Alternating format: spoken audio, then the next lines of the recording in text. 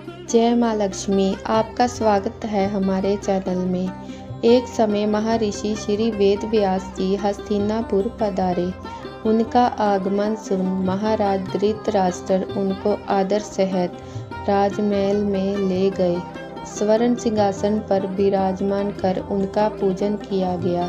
श्री व्यास जी से माता कुंती तथा गांधारी ने हाथ जोड़कर प्रश्न किया, हे महामुने, आपसे हमारी प्रार्थना है कि आप हमको कोई ऐसा सरल तथा पूजन बताएं जिससे हमारा राज्य लक्ष्मी, सुख संपत्ति, पुत्र पौत्रादि व परिवार सुखी रहे। इतना सुन श्री वेद व्यास कहने लगे, हम एक ऐसे व्रत का पूजन व वर्णन कहते हैं जिससे सदा लक्ष्मी जी का निवास होकर सुख समृद्धि की वृद्धि होती है। ये श्री महालक्ष्मी जी का व्रत है जो भाद्रपद शुक्ल अष्टमी से प्रारंभ किया जाता है। इस दिन स्नान करके 16 सूत के धागे का डोरा बनाएं, उसमें 16 गांठ लगाएं, हल्दी से पीला करें। प्रतिदिन मिट्टी के हाथी पर श्री महालक्ष्मी जी की प्रतिमा स्थापित कर विधि पूर्वक पूजन करें। इस प्रकार श्रद्धा भक्ति सहित महालक्ष्मी जी का व्रत पूजन करने से आप लोगों की राज्य लक्ष्मी में सदा वृद्धि होती रहेगी। इस प्रकार व्रत का निदान बताकर श्री वेद व्यास अपने आश्रम को प्रस्थान कर गए। इधर समय अनुसार भाद्रपद शुक्ल अष्टमी से गांधारी तथा कुंती अपने अपने महलों में नगर की स्त्रियां सहित व्रत का आरंभ करने लगी। इस प्रकार 15 दिन बीत गए। 16वें दिन आशीवन कृष्ण अष्टमी के दिन गांधारी ने नगर की सभी प्रतिष्ठित महिलाओं को पूजन के लिए अपने महल में बुलवा लिया। माता कुंती के यहाँ कोई भी महिला पूजन के लिए नहीं आई। साथ ही माता कुंती को भी गांधारी ने नहीं बुलाया। ऐसा करने से माता कुंती ने अपना बड़ा अपमान समझा। उन्होंने पूजन की कोई तैयारी नहीं की एवं उदास होकर बैठ गई। जब पांचों पांडव महल में आए तो कुंती को उदास देखकर पूछा, हे माता, आप इस प्रकार उदास क्यों हैं? आपने पूजन की तैयारी क्यों नहीं की? तब माता कुंती ने कहा, हे पुत्र, आज महालक्ष्मी जी के व्रत का उत्सव गांधारी के महल में मनाया जा रहा है।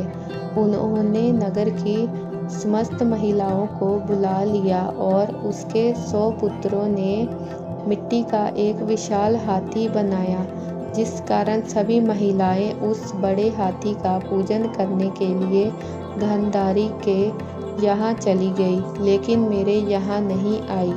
ये सुनकर अर्जुन ने कहा, हे माता, आप पूजन की तैयारी करें और नगर में बुलावा लगवा दें कि हमारे यहाँ स्वर्ग से ऐरावत हाथी पूजा जाएगा। इधर माता कुंती ने नगर में ढिंढोरा पिटवा दिया और पूजा की विशाल तैयारी होने लगी। उधर अर्जुन ने बाण के द्वारा स्वर्ग से ऐरावत हाथी को बुला लिया। इधर सारे नगर में शोर मच गया कि कुंती के महल में स्वर्ग से इंद्र का ऐरावत हाथी पृथ्वी पर उतारकर पूजा जाएगा। समाचार को सुनकर नगर में भगदड़ मच गई, भीड़ इकट्ठा होने लगी। उधर गांधारी के महल में हलचल मच गई। यहाँ एकत्रित हुई महिलाएं अपनी अपनी थालियां लेकर कुंती के महल की ओर जाने लगी। देखते ही देखते कुंती का सारा महल भर गया। माता कुंती ने ऐरावत को खड़ा करने हेतु अनेक रंगों से चौक पुरवाकर नवीन रेशमी वस्त्र बिछवा दिए। नगरवासी स्वागत की तैयारी में फूल माला, अबीर, गुलाल, केसर हाथों में लिए खड़े थे।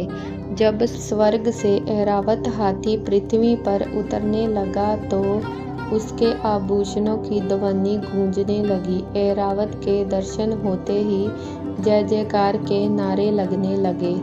सायंकाल के समय इंद्र का भेजा हुआ हाथी ऐरावत माता कुंती के भवन के चौक में उतर आया।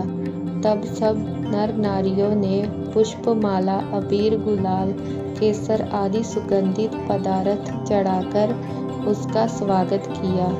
राज्य पुरोहित द्वारा ऐरावत पर महालक्ष्मी जी की मूर्ति स्थापित करके वेद मंत्रों उच्चारण द्वारा पूजन किया गया। नगरवासियों ने भी महालक्ष्मी पूजन किया। फिर अनेक प्रकार के पकवान ऐरावत को खिलाए गए और जमुना का जल उसे पिलाया गया। 16 गांठों वाला डोरा लक्ष्मी जी को चढ़ाकर अपने अपने हाथों में बांध लिया। ब्राह्मणों को भोजन कराया गया। दक्षिणा के रूप में स्वर्ण आभूषण, वस्त्र आदि दिया गया। तत्पश्चात महिलाओं ने मिलकर मधुर संगीत लहरियों के साथ भजन कीर्तन कर संपूर्ण रात्रि महालक्ष्मी व्रत का जागरण किया। दूसरे दिन ऐरावत को बिता कर इंद्रलोक को भेज दिया गया। इस प्रकार जो स्त्रियां श्री महालक्ष्मी जी का विधि पूर्वक व्रत एवं पूजन करती है, उनके घर धन धान्य से पूर्ण रहते हैं तथा उनके घर में महालक्ष्मी जी सदा निवास करती है। आशा करते हैं ये कथा आपके जीवन में सुख, समृद्धि और सौभाग्य लाए। ऐसी और वीडियो पाने के लिए हमारे चैनल को लाइक एंड सब्सक्राइब ज़रूर करें और अपनों के साथ शेयर करें।